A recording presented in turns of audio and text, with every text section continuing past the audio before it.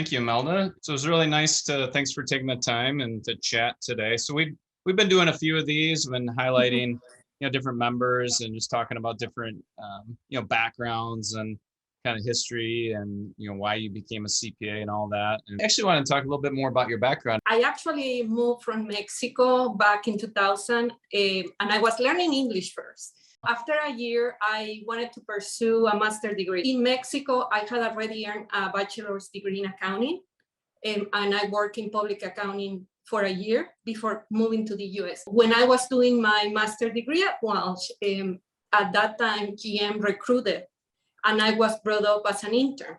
That was my first internship within the finance team. Eventually, I got hired and stayed with the finance team. Fast forward a few years later, I moved up through different roles between the financial shared services. I also earned an MBA from Indiana University.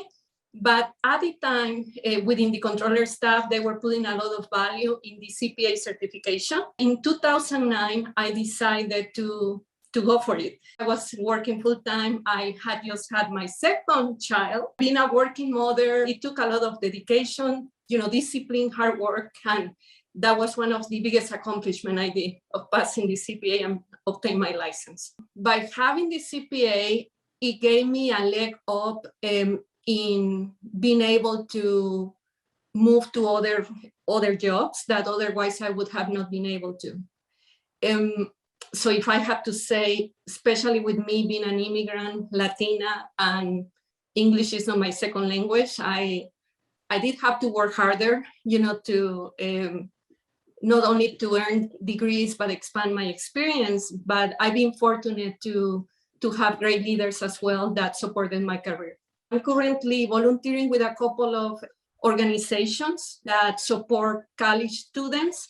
So my intention is to help these students maybe just get a different perspective as they're going through college, cheer them up, making sure that they stay with school and they're prepared for their first internship or their first job a couple of years down the road, and that they just have the necessary skills that they need to be successful. Wow, that's fantastic. Thank you for doing that, because that is not only, I'm sure, very meaningful for the students. I mean, I'm sure you get a lot out of it too. I know in opportunities I've had the chance to mentor. Sometimes I feel like I get as much out of it as the mentee, but that's so important for our profession, especially future CPAs, the pipeline, but also underrepresented groups as well. And one of the organization is servicing the Hispanic population. So the students that I get, they're all Latinos. Yes. Oh, excellent.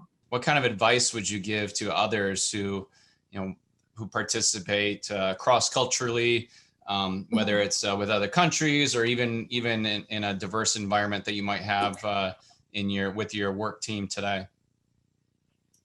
So my advice would be always keep an open mind, listen, to people, especially listen to their stories, because everybody has their own stories and we can all share and learn from each other. And if you're a leader, I think that we all have to strive to foster environment of inclusiveness, where everybody feels value, everybody can provide their input and share their perspective. That's very important too.